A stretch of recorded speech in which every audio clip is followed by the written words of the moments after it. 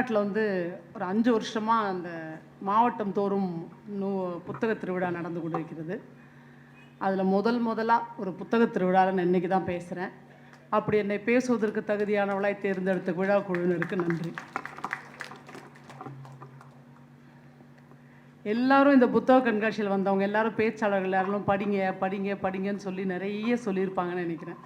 அது திருப்பி எல்லாரும் படிக்கணுமா, ஏன் படிக்கணும் அப்படின்ற கேள்விகளோடையே பல பேர் போகிறதும், இவங்க எப்போ வந்தாலும் படின்னு சொல்லுவாங்க அப்படின்னு சொல்கிறதும் கேட்டுக்கிட்டே இருக்கும். ஆனால் திருப்பி நானும் தான் அதை தான் பேச போகிறேன். ஏன்னா எல்லோரும் படிக்கணுங்கிறது ரொம்ப முக்கியமான ஒரு விஷயமாக நான் நினைக்கிறேன். இந்த எல்லாருக்கும் எல்லா விஷயமும் போய் சேரணும் அப்படிங்கிற ரொம்ப முக்கியமான முன்னெடுப்பு தான் இந்த புத்தக கண்காட்சி எல்லாம். நான் நீங்கள் அரசியல் பேசவில்லை, ஆனாலும் இந்த அரசு அதை வந்து ஒவ்வொரு மாவட்ட தலைநகர்களுக்கும் கொண்டு போய் சேர்த்துருக்கிறது. இது வந்து புத்தக கண்காட்சி அல்ல, இது வந்து எல்லாரும் உள்ளே போய் பார்த்து நமக்கு பிடிச்ச புத்தகத்தை வாங்கி அதை ஸ்லாகிச்சு படிக்க வேண்டிய ஒரு இடத்துல இருக்கும். அதனால் யாருமே அப்படி பாசிங்காக அப்படி போயிடாதீங்க. இந்த புத்தக கண்காட்சியில் ஒரு புத்தகமாவது வாங்கணும் அப்படின்ட்டு இருக்கணும். யாருமே வாங்கினதெல்லாம் படித்து முடிக்க போகிறதில்ல, அதுதான் நிஜம். ஒவ்வொரு புத்தக கண்காட்சியின் போதும் சென்னையிலிருந்து வரும்பொழுது எனக்கு ரொம்ப துயர் வரும். ஏன்னா நான் இதே மாதிரி ஒரு ஸ்டால் சென்னையில் போடுவேன். எனக்கு அப்போ வந்து மற்ற கடைகளுக்கு போகிறதுக்கு அவ்வளோவா நேரம் இருக்காது, தேடி வாங்க முடியாது. ஏதோ ஒரு பதட்டம், ஏதோ ஒரு பால்யக்கான நண்பனை விட்டு சோகம், அவனை இனிமேல் பார்க்க முடியாதோ அப்படிங்கிற வலி, யாரையோ இழந்து விட்ட வலியோடு தான் நான் ஒவ்வொரு முறை புத்தக கண்காட்சியிலேருந்தும் திரும்புவேன். ஆனால் வந்த உடனே பிப்ரவரி மாதம் முழுக்க ஒவ்வொரு பதிப்பகத்துக்கும் கடிதம் எழுதி எனக்கு தேவையான புத்தகங்களை வாங்கி கொண்டு வந்து விடுவேன். அப்போ வந்து அது ஒரு மாதிரி நிறைவடைஞ்ச மாதிரி இருக்கும். என்னை எல்லாருமே பிப்ரவரியில் கேட்பாங்க, அதான் புக் ஃபேர் முடிஞ்சிருச்சு இல்லை, ஃப்ரீ ஆகிட்டிங்களா அப்படின்ட்டு. இல்லை, எனக்கு வேலை இருக்குது, இந்த வேலை தான் இருக்கும் எனக்கு. நான் மார்ச்சுக்கு அப்புறம் தான் ஃப்ரீ ஆகும். அதனால் அது வந்து ஒரு தவிப்பாகவே இருக்குது. நான் இன்றைக்கும் நேற்றும் 2-3 நாளாக பார்த்துட்ருக்கேன். சில நண்பர்கள் என்கிட்ட சொல்லும்போது, எங்கள் வீட்டில் அடித்து வச்ச 3 ஷெல்ஃப் முடிஞ்சிருச்சு, 4வது ஒன்று அடிக்கணும் அப்படின்னாங்க. இப்போ வரும்போது ஒரு அம்மா பார்த்து சொன்னாங்க, எங்கள் ஒரு வீடு முடிஞ்சிருச்சுமா, நான் இன்னொரு வீடு வாங்கணும் போல இருக்கு என் புக் எடுக்கிறது. கேட்கவே அவ்வளோ சந்தோஷமாக இருக்குது. அவர்கள் எல்லோருக்கும் தெரியும், நாம் வாங்கும் இந்த புத்தகங்கள் நம் வாழ்நாளில் படித்து முடிக்க முடியாது என்பது எல்லோருக்கும் தெரியும். ஆனாலும் அந்த புத்தகத்தின் மீதான காதல், அந்த புத்தகத்தின் மீதான ஈர்ப்பு, அது நமக்கு சொல்லிக் கொடுக்க போகிற விஷயங்கள், அதில் இருக்க ஒரு தீராத தாகம் இருக்குல்ல, அதுக்காக தான் திருப்பி நம்ம வரோம். அதனால் இந்த அரசுக்கு ஒரு நன்றி சொல்லணும் அப்படின்னு தோணுச்சு எனக்கு. இப்போது ஒரு இடத்துலையுமே வந்துட்டு நான் வந்து உட்காந்த உடனே பார்த்தேன், இந்த மகரிஷி ஸ்கூலில் பசங்க பெர்ஃபார்ம் பண்ணாங்க இல்லையா, அது பார்த்தோன்னே எனக்கு ஒரு 30-35 வருஷத்துக்கு முன்னாடி ஞாபகம்லாம் போயிடுச்சு.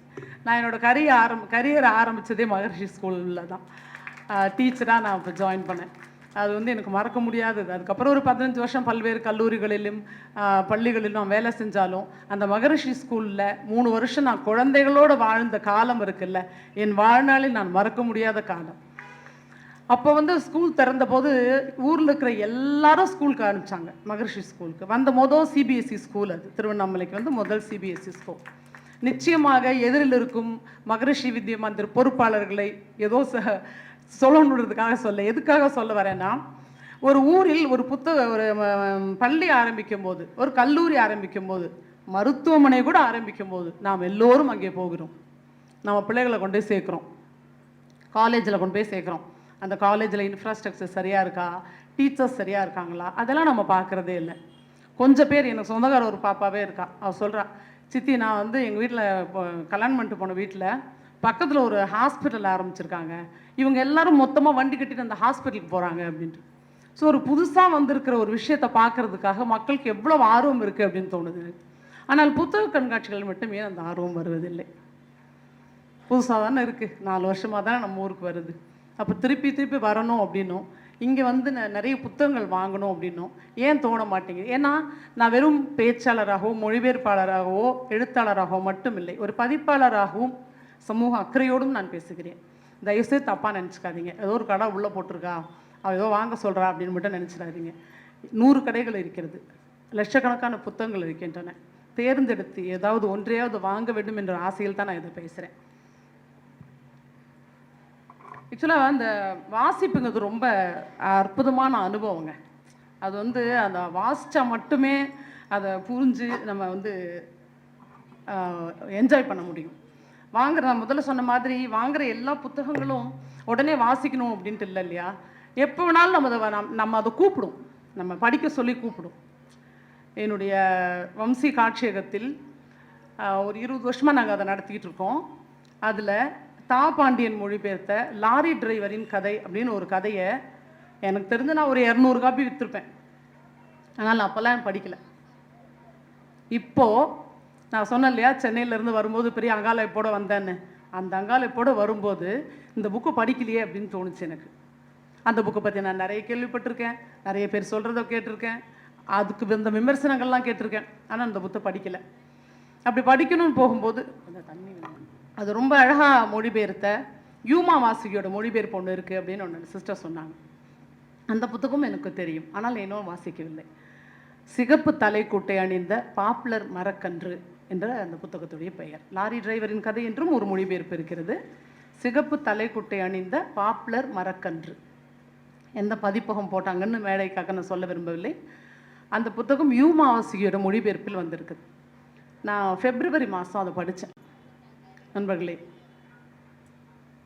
சில நேரங்களில் ஒரு யோகா பண்ணால், தியானம் பண்ணால் மனசு ரொம்ப நல்லா இருக்கும், பறக்கிற மாதிரி இருக்கும்.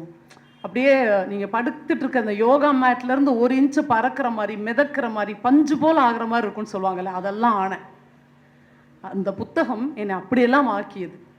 அதில் வர்ற ஒரு லாரி டிரைவர், அந்த லாரி டிரைவர் வந்து என்னை அப்படி பறக்க வச்சார். அவங்க மனைவி இது மாதிரி வாழணும் அப்படின்னு ஆசையாக இருந்தது. ஒரு கட்டத்தில் அவர்கள் இருவரும் பிரிக்கிறார்கள், வேறொரு நட்போடு இருக்கிறார்கள். அந்த நாவல் முழுக்க வெறும் 120 பக்கம்தான். 120 பக்கத்தில் யாருமே கெட்டவர்கள் இல்லை. ஒரு மனிதன் கூட அந்த நாவலில் இந்த பையன் இந்த மாதிரி பண்ணிட்டானே, இப்படி ஒரு தப்பு பண்ணிட்டானே அப்படின்னு தோணவே இல்லை. ஆனால் அந்த கதை அவ்வளோ நல்லா இருக்குது. இப்போ என்னென்னோ பிரச்சனை வருது, நல்ல கதை நல்லா இருக்குது, பிரச்சனையே இல்லை, கஷ்டமே இல்லை அப்படின்னு சொன்னால் ஏதோ ஒரு சும்மா ஒரு ஏதோ பேசிட்டு கொஞ்சம் சிரிப்பு மூட்டிட்டு போகிறாங்களா? அதுவும் இல்லை. ரொம்ப ஆழமான விஷயங்களை சொல்லுது, ரொம்ப ஆழமாக நம்மளை பாதிக்குது. அப்போ நான் நினச்சேன், இந்த புத்தகத்தை நான் இவ்வளோ வருஷம் படிக்காமல் இருந்துட்டேன்னு. ஆனால் அது புள்ளி வைக்காமல் கமா வச்சு சொல்கிறேன், அந்த புத்தகத்தை நான் அவ்வளோ நாள் வாசிக்காமல் இருந்ததும் மிகச்சரியாக இந்த மாதம் நான் வாசிக்க வேண்டி இருக்க வேண்டும் என்பதும் எனக்கானது. ஏன்னா அவ்வளவு அப்படி ஹீல் பண்ணுச்சு என்ன. பெரிய வேறொரு துயரத்தில் இருந்தேன் நான். அந்த புத்தகம் என்னை எல்லாவற்றிலும் மீட்டு ஒரு பஞ்சு மாதிரி ஆக்கி, ஒரு சின்ன பனித்துளியாக்கி என்னை இந்த பூமியில் பறக்க விட்டு இருக்கிறது. அந்த அனுபவம் தான் நண்பர்களே வாசிப்பு அப்படிங்கிறது. அது வந்து வாசித்தா மட்டும்தான் கிடைக்கும். புத்தகத்தை தேர்ந்தெடுத்து வாசிக்கும் போது மட்டும்தான் அது கிடைக்கும். அந்த புக்கை படிச்சுட்டு தான் ஜெயகாந்தன் வந்து ஒரு வீடு ஒரு மனிதன் ஒரு உலகம் கதை எழுதியிருக்காரு. அதில் ஒரு லாரி டிரைவர் கேரக்டர் வரும். அந்த லாரி டிரைவர் வந்து யாருக்குமே எந்த தப்பும் செய்யாத ஒரு அற்புதமான கேரக்டர். ஜெயமோகன் அந்த லாரி டிரைவரின் கதை நான் கதை சொல்கிறேன் இல்லைங்களா, அந்த கதையிலிருந்து இன்ஸ்பயர் ஆகி தான் இந்த கதையை எழுதுனாங்க அப்படின்னு சொல்லுவாங்க. அந்த ஜெயகாந்தனோட அந்த கதையிலையும் பார்த்தீங்கன்னா எந்த ஆளுகளுமே தப்பு இல்லாமல், திட்டாமல், அதிர்ந்து பேசாமல் இப்படியான ஆட்களாக இருப்பாங்க. ஸோ இது வந்து அந்த புத்தகத்தை தேடி தேடி வாசிக்கும் போது தான் நண்பர்களே அந்த விஷயம் நமக்கு ரொம்ப நல்லா தெரியும். ஆனால் நம்ம வந்து ரொம்ப ஈஸியாக ஒன்று சொல்லிப்போம், எனக்கு படிக்கிறதுக்கு நேரம் இல்லை, எப்போ காலையில் எழுந்து ஓட வேண்டியிருக்கு. இப்போது எல்லாருமே என் வயதுள்ள பெண்கள் எல்லாருமே 2 பேரும் வேலை பார்க்குறோம். அதனால் வீடு வந்து குழந்தைங்களை பார்க்க முடியல, வேலை பார்க்க வேண்டியிருக்கு, அவசரமாக ஓடுறோம் அப்படின்னு சொல்லிட்டு இருக்கிற நாம தான் எல்லா மஞ்சள் தண்ணிக்கும் போகிறோம், எல்லா வளகாப்புக்கும் போகிறோம், கல்யாணங்களுக்கு போகிறோம், கர்மாதிகளுக்கு போகிறோம், எல்லா இதுக்கும் போகிறோம். ஆனால் நம்மகிட்ட இருக்கிற நேரம்னு பார்த்தீங்கன்னா அது படிக்கிறதுக்கு மட்டும்தான்.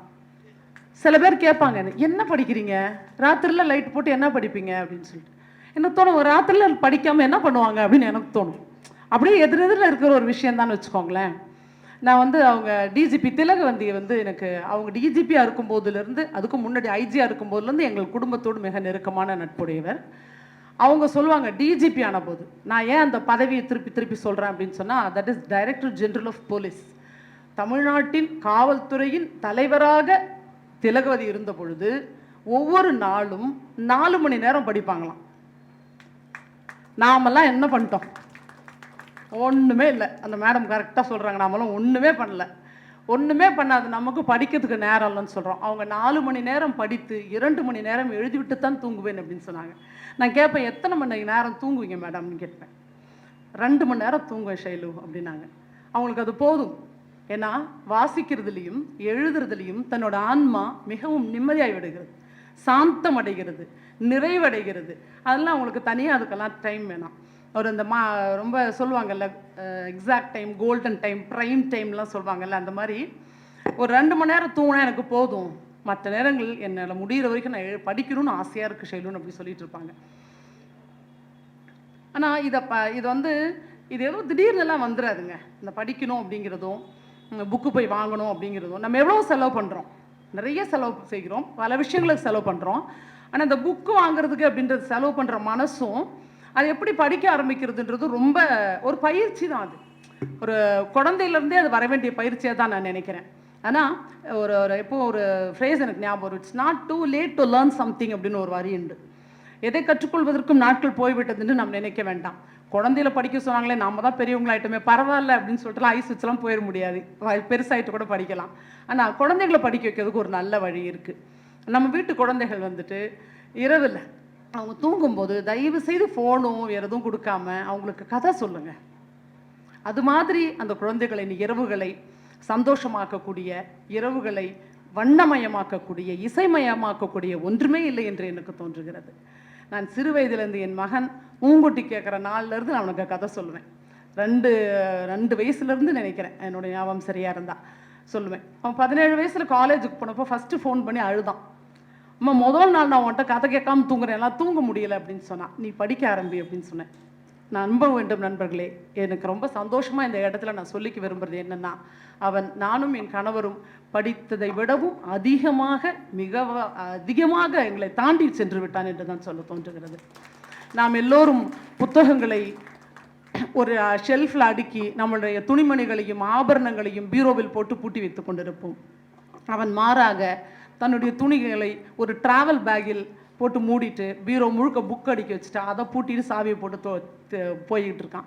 இதை நான் எந்த விதத்திலையும் என் மகனை பற்றி சொல்ல வேண்டும் என்ற எந்த ஆசையும் இல்லை. ஆனால் குழந்தைகளை படிக்க வைத்தால் இப்படி நல்ல தலைமுறை உருவாகும் என்பதற்காக ஒரு சின்ன உதாரணமாக அவரை சொல்கிறேன்.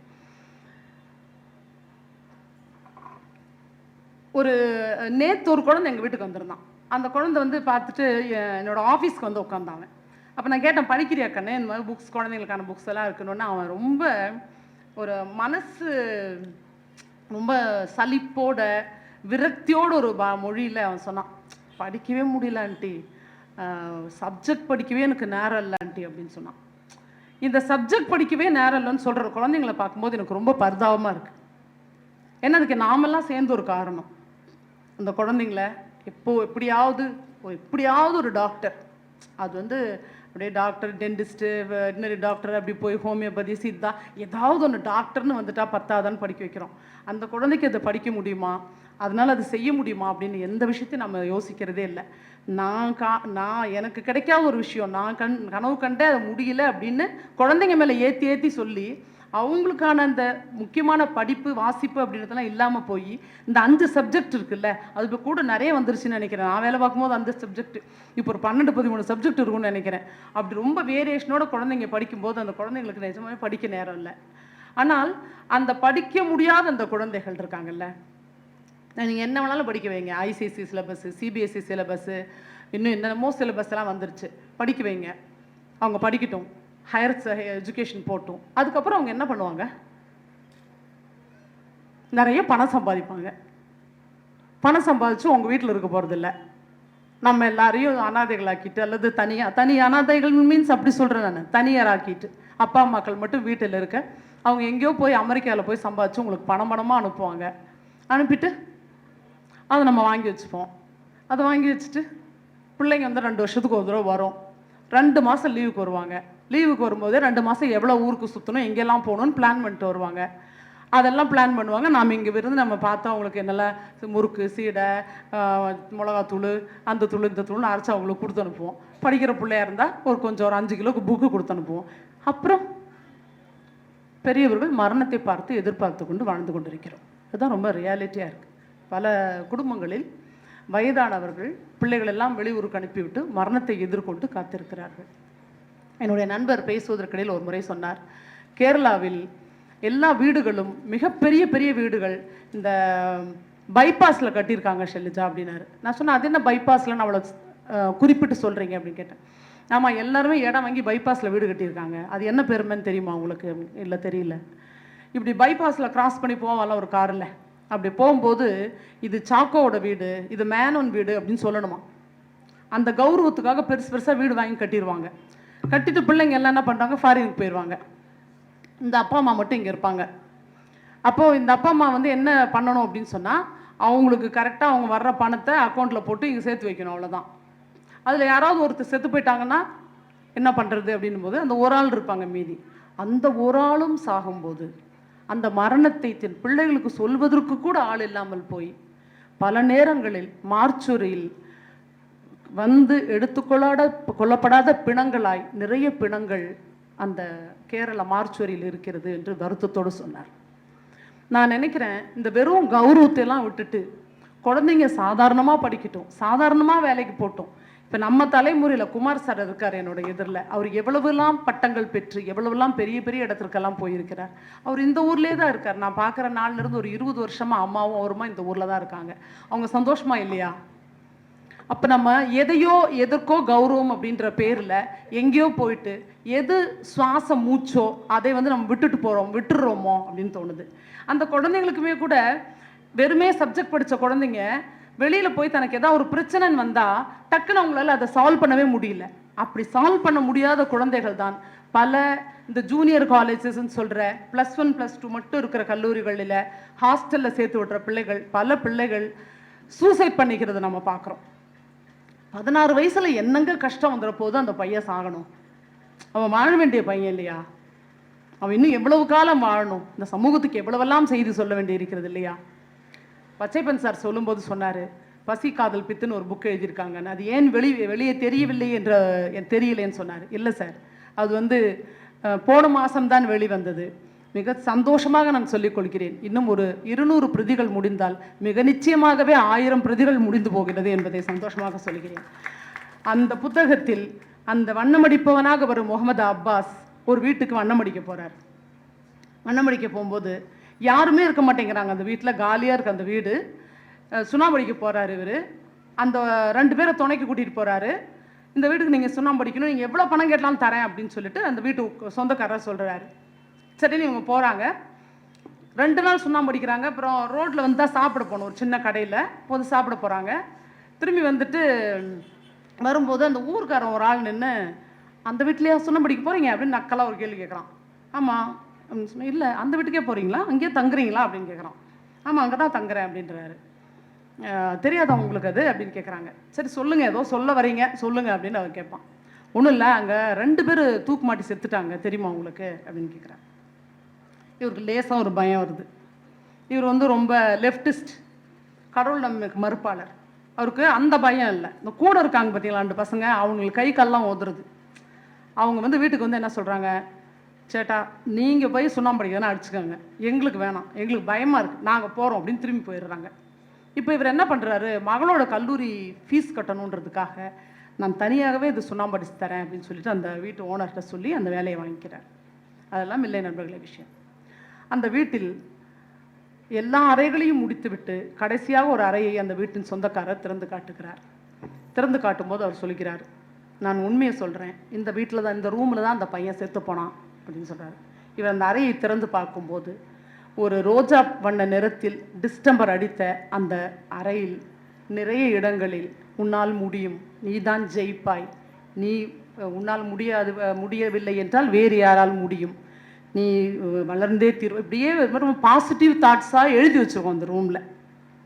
அப்போது ஒரு 10ஆம் கிளாஸ் படிக்கிற பையன், அம்மா வந்து மட்டும் வளர்க்குற அந்த பையன், ஒரு காதல் திருமணம் செய்து கொண்ட அம்மாவும் அப்பாவும், அப்பா பிரிந்து போன பிறகு மொத்த சுமையும் அம்மா மேல் விழுந்து அந்த அம்மா அந்த பையனை மட்டுமே ஒற்றை நம்பிக்கையாக வைத்து கொண்டிருந்த பொழுது அந்த மகன் 10ஆம் வகுப்பில் தோற்று போகிறான். இந்த தோல்வியை தன் அம்மாவுக்கு எப்படி கடத்த முடியும் என்று பயந்து அந்த குழந்தை அந்த ஃபேனில் தூக்கு போட்டு தொங்கி செத்துறது தான் அந்த நிகழ்வு இருக்குது. இவர் போய் பார்க்குறாரு. இவர் போய் பார்க்கும்போது அந்த ஒரு ஸ்டூல் போட்டு ஏறி மேலே நின்று அந்த ஃபேனில் வந்து அவர் அதை பெயிண்ட் அடிக்கிறதுக்காக அந்த ப்ரஷ்ஷை போட போகிறார். அந்த சுருக்கு கயிறு வந்து அந்த சுண்ணாம்பு மேலே இருக்கிற சுண்ணாம்பில் பட்டு அந்த ஃபேன் கொக்கிலையும் பட்டு அந்த இடத்துல மட்டும் கொஞ்சம் கலைஞ்சு போயிருக்கிறது அவருக்கு தெரியுது. அவர் நினைக்கிறாரு, இந்த வாழ்க்கையில் எதையுமே தன்னால் சாதிக்க முடியாது என்று நினைத்த ஒரு 16 வயது மகன் இங்கே துடித்து இறந்ததுனால தான் இந்த பெயிண்ட் போயிருக்கு. நான் இதை மறைத்தே ஆக வேண்டும், மறைத்து வேறு யாருக்காவது இது வாழ்க்கைக்கான இடம் என்று நான் கொடுக்க வேண்டும் அப்படின்னு நான் பெயிண்ட் அடிச்சுட்டு வந்தேன் அந்த வீட்டுக்கு அப்படின்னு சொல்கிறார். இப்போ நாம் பார்க்குற ஒரு ஒரு இன்ஸ்டன்ட், இது நிறைய இன்ஸ்டன்ட்டுகள் பார்க்குறோம்.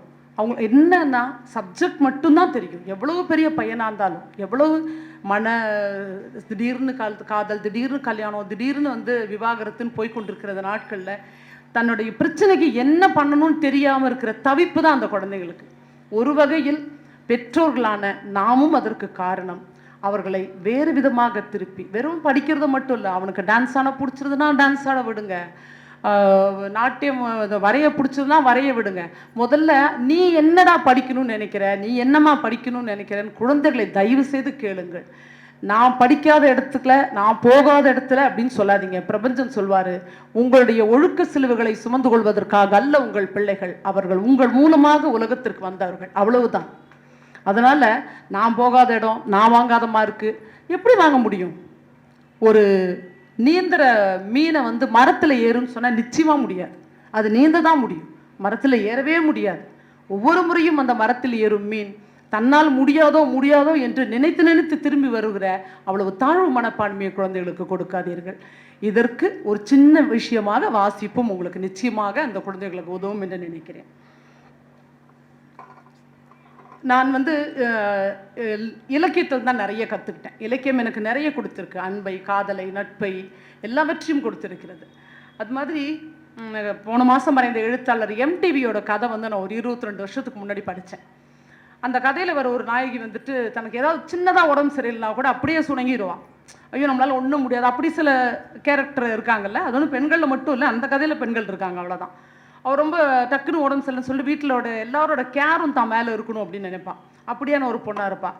அவளுக்கு உடம்பு சரியில்லைன்னு வீடே இதாகிடும். ஐயோ அவளுக்கே முடியாமல் போயிடுச்சு, அவளுக்கு ஜுரம் வந்துருச்சா அப்படின்னு அதிக திருப்பி பேசும். நான் அப்போ முடிவு பண்ணேன், நான் அப்போ நிறைய மாத கர்ப்பிணியாக இருந்தேன். என்னுடைய 2வது பிரசவத்தின் போது நான் இந்த மாதிரி பண்ணக்கூடாதுன்னு நினச்சேன். அது அந்த இலக்கியம் மூலமாக, அந்த கதையின் மூலமாக எனக்கு உள்ளே போனதில் எனக்கு ரொம்ப காம்ப்ளிகேட்டட் டெலிவரியாக இருந்துச்சு, நிறைய சிக்கல் இருந்துச்சு அந்த டைமில்.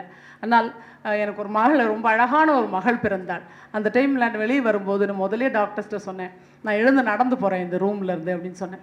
இல்லை வீல் சேர் அல்லது நாங்கள் கட்டிலில் வச்சு கொண்டு போகிறோம் அப்படின்னு. மாட்டேன், நான் நடந்து போகணுன்னு ஆசையாக இருக்குது, எனக்கு நடந்து போக பிடிச்சிருக்கு அப்படின்னு சொல்லி நடந்து வந்தேன். எங்கள் வீட்டில் இருந்து வெளியில் நின்றுருந்தவங்க எல்லாம் ஆச்சரியப்பட்டாங்க, இவ்வளோ முடியலன்னு சொன்னாங்க, நீ நடந்து வர அப்படி. இல்லை, ஐம் ஆல் ரைட் அப்படின்னு சொல்லி நடந்து வந்தேன்.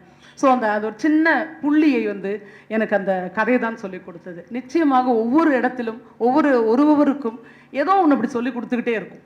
அது யாரோ ஒரு பெரிய பேச்சாளர்களோட வார்த்தையாக இருக்கலாம், ஒரு தத்துவ ஞானியோட வார்த்தையாக இருக்கலாம், ஒரு இசையாக இருக்கலாம், ஏதோ ஒன்று. அதை நான் சொன்ன மாதிரி ஒரு படித்த புத்தகத்தின் சில வரிகளாக இருக்கலாம். ஏதோ ஒன்று நம்மளை ஆற்றுப்படுத்தி நம்மளை வேறு ஒரு தளத்திற்கு கூட்டி கொண்டு போய் கொண்டே இருக்கும். இப்போ நான் நிறைய பார்க்குறேன். ஏன்னா நிறைய பார்க்குறேன்றது ரீசெண்டாக பார்த்தேன்னா, நேற்று நான் எங்கள் பக்கத்து வீட்டில் இருக்கிற 2 முதியோர்களை ஒரு இல்லத்துக்கு அனுப்பிச்சேன். அந்த முதியோர் இல்லங்கள் ரொம்ப பெருகிட்டு வருதுன்ற பயம் வந்துருச்சு எனக்கு. ஆனால் சில முதியோர் இல்லங்களை பார்க்கும் பொழுது வீட்டில் கொட்டுன்னு தனியாக உட்காந்துருக்காம அவங்க அதே மாதிரி கொஞ்சம் பேர்கிட்ட போய் ரொம்ப சந்தோஷமாக பாடுறது, ஆடுறது, அவங்களுக்கு பிடிச்ச விஷயத்த பண்ணுறது, யாரையும் கேள்வி கேட்கறதில்ல, யாரையும் அதிகாரம் பண்ணுறதில்ல, நான் சொல்கிறத கேள் அப்படின்னு இந்த விரல் நீட்டுறது இல்லைங்க. எல்லாரும் அப்படி ஜாலியாக இருக்காங்க.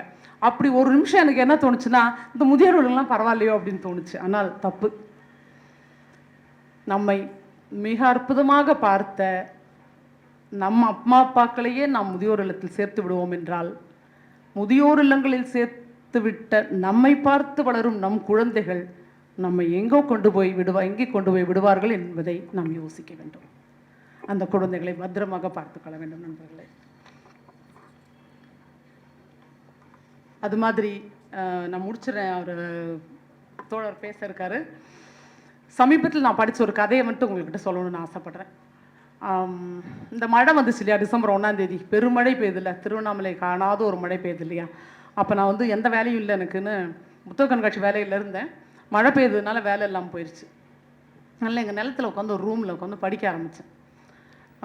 அந்த ரூமில் வந்து படிக்கிறதுக்கான சில வசதிகள் இல்லாமல் 4 தலகாணி ஒன்றா போட்டு அப்படி உட்காந்து படித்ததில் பயங்கரமாக இடுப்பு வலி கண்டு அதுக்கப்புறம் 2 மாதம் ட்ரீட்மெண்ட்டில் இருந்தேன்றது வேறு விஷயம்.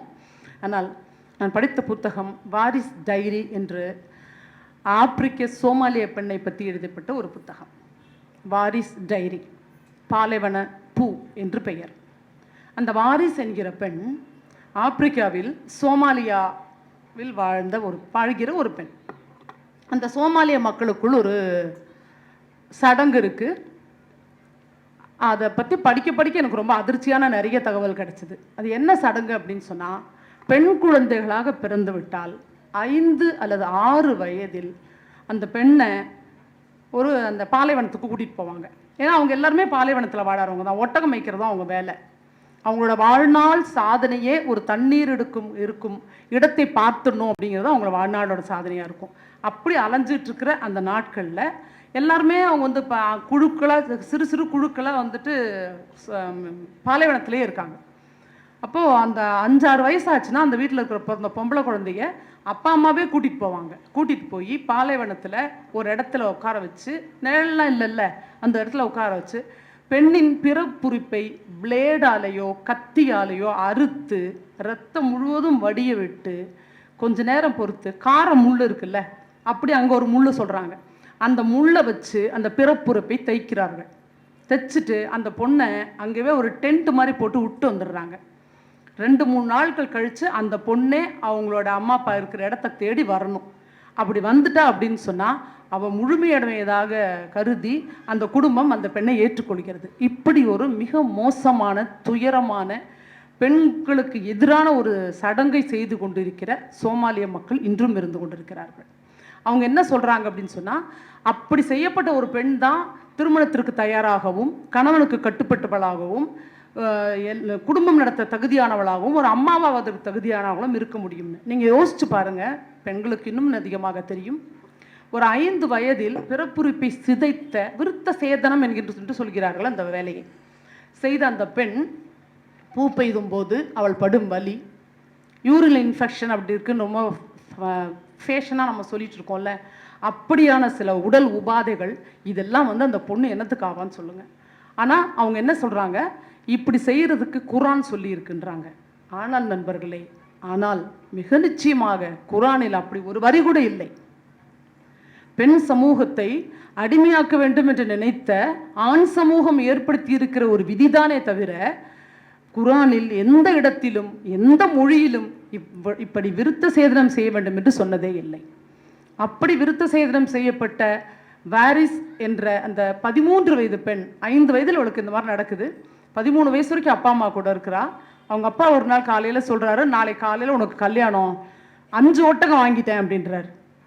அவள் சொல்கிறா, நம்ம கொடுக்க போகல அப்படின்னு. இல்லை, மாப்பிள்ளை வீட்டில் இருந்து 5 ஒட்டகம் உனக்கு சீராக கொடுத்து உன்னை கட்டிக்கிட்டு போகிறாங்க அப்படின்னு சொல்கிறான். அந்த மாப்பிள்ளைக்கு வயது 60. இது ஒன்றும் ஒரு ரொம்ப அதிர்ச்சி தரக்கூடியதாகவோ ரொம்ப பழைய காலத்திலேயோ இல்லை. வாரிஸ் டைரி இன்றும் உயிரோடு இருக்கிறார்கள். அவங்க வந்து சொல்கிறாங்க, 60 வயது கல்யாணம் பண்ணிவிட்டு இவ்வளோ உடல் உபயாதையோடு நான் என்ன பண்ணுறதுன்னு எங்கள் அம்மாட்ட அப்படி அழுதேன். எங்கள் அம்மா வந்து எனக்கு 5 வயதில் அந்த செய்யும் சடங்கில் சம்மதிச்சது போலவே இன்றைக்கி ராத்திரியாவது எப்படியாவது ராத்திரிக்குள்ளே பாலைவனத்தை விட்டு ஓடி போயிருன்னு சொல்லிட்டாங்க அப்படின்னு சொல்கிறாங்க.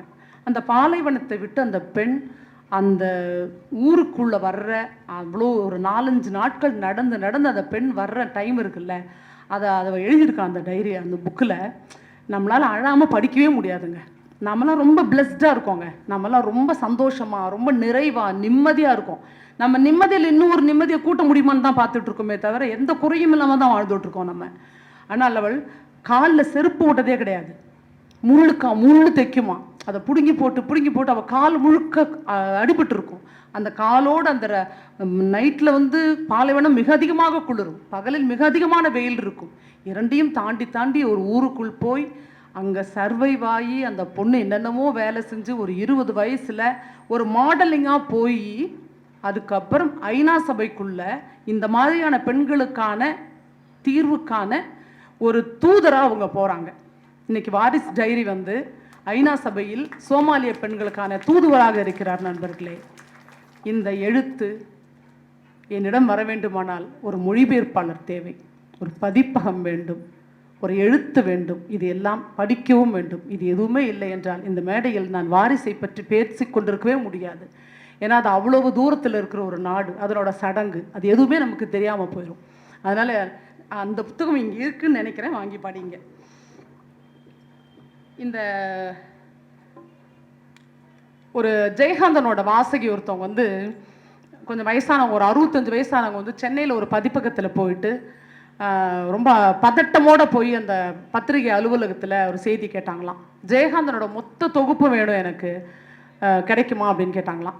இப்போ அவங்க என்ன சொன்னாங்க, நாங்கள் சின்ன சின்னதாக போட்டிருந்தோம், இப்போ எல்லாமே தொகுத்து போட போகிறோம், ஒரு 2 மாதம் ஆகும் அப்படின்னு சொன்னாங்களாம். இப்போ அந்த அம்மா கேட்டாங்களாம், 2 மாதம் ஆகுமா, கொஞ்சம் சீக்கிரமாக தந்துட முடியாதா அப்படின்னு கேட்டாங்களாம். இல்லை, அவங்கக்கிட்ட என்னம்மா ஃபாரின் போகிறீங்களா அப்படின்னு கேட்டிருக்காங்க. ஏன்னா ஃபாரின் போகிறவங்க தான் வந்து நாங்கள் இன்னும் 1 மாதத்தில் போகிறோம், மொத்த புக்கு வேணும், நாங்கள் எல்லாம் அடுக்கி எடுத்துகிட்டு போகலாம் கேட்பாங்க. அது மாதிரி கேட்டபோது தான் அந்த மாதிரி சொன்னாங்களாம், இல்லை, நான் ஜெயகாந்தன் எழுதிய எல்லா எழுத்துக்களையும் படித்திருக்கிறேன், ஆனால் என்னுடைய பார்வை மங்கி கொண்டிருக்கிறது. இன்னும் ஒரு 20-30 நாட்களில் என்னுடைய மொத்த பார்வையும் போய்விடும். அதற்குள்ளாக ஜெயகாந்தனின் மொத்த எழுத்துக்களையும் மீள்வாசிப்புக்கு கொண்டு வர வேண்டும் ஆசைப்படுகிறேன், நீங்கள் தருவீர்களா அப்படின்னு கேட்டாங்க. அந்த மாதிரி சொல்லுவாங்க. ரொம்ப மிகவும் நெகிழ்ச்சியான இடம் இது எனக்கு. ஏன்னா படிப்பை வந்து இந்த வாசிக்கிறத வந்து வாசித்தாங்க ருசிக்க முடியும். எனக்கு ஒன்று ரொம்ப பிடிக்கும் அப்படின்னு சொன்னால், என்னை பிடிக்கும்னு சொல்கிறது மட்டும் இல்லைங்க, பிடிக்கும் அப்படின்றதுக்கான சில விஷயங்களை நாம் அவர்களுக்கு கையகப்படுத்தும் போது தான், கையளிக்கும் போது தான் அதை அவர்கள் உணர்ந்து கொள்ள முடியும். இனிப்புன்னு சொல்லாவே இனிச்சிருமா நமக்கு? கையில் ஒரு திருநெல்வேலி அல்வா மாதிரி ஒன்று வச்சு கொஞ்சோண்டு சுவைச்சு பார்த்தா தான் தெரியும் நமக்கு. அதே மாதிரி ஒரு வெறுப்பதற்கும் உதாசீனப்படுத்துவதற்கும், நான் செய்த தவறு என்று மன்னிப்பு கேட்பதற்கும், தன்னை அறிதல் என்று உணர்வதற்கும், எல்லாவற்றிற்குமே அந்த செயலுக்கான ஒரு உணர்வு நமக்கு வேண்டும். அப்படித்தான் வாசிப்பு நான் கருதுகிறேன். நண்பர்களே, இந்த வாசிப்பின் சொல்லி முடிக்கிற இந்த நேரத்தில் இப்போ நமக்கு நிறைய புக்கு படிக்காமையே பல விஷயங்கள் கிடைக்குது, பாட்காஸ்ட்டு, ரேடியோ எஃப்எம் நிறைய கிடைக்குது. ஆனாலும் வாசிப்பு என்பது மிகவும் தனி மனித அனுபவம். அது வந்துட்டு ஒரு கருமியின் கை காசு போல எப்போது வேண்டுமானாலும் எடுத்து எண்ணி பார்த்து கொள்ளலாம். பாலைவனத்தின் கடைசி சொட்டு நீர் போல உயிரை காத்து கொண்டே இருக்கும். அது சுண்ட வற்றி காய்ச்சின பால் உயிரை ஒரு முறை உலுக்கி நிமிர்த்தி வைக்க அந்த சொட்டு பால் உதவும். அதை அருந்தாமல் இருந்து விடாதீர்கள். நன்றி.